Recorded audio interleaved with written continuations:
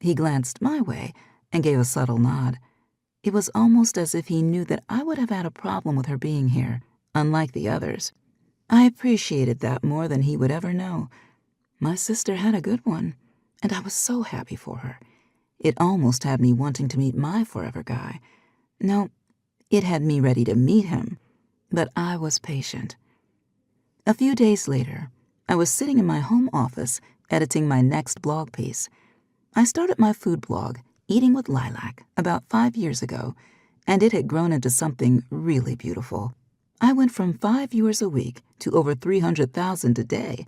This, along with being a private chef with a small catering company to back me and co-owning a clothing bar with my sisters, was my source of income.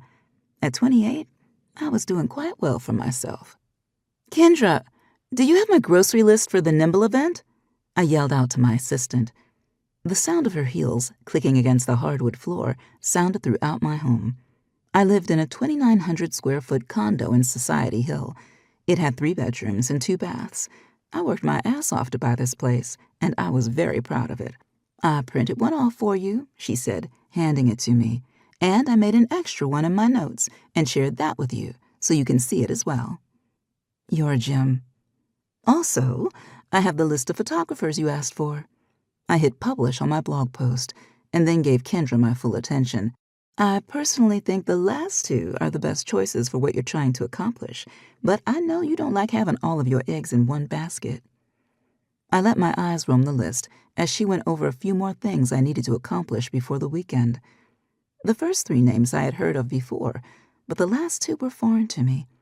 I needed the perfect person for the job of helping me revamp my entire website. I wanted to recreate all of my work.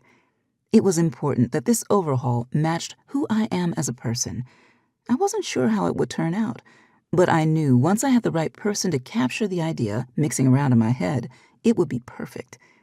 "My personal favorite is the last one," Kendra murmured as if she were reading my mind.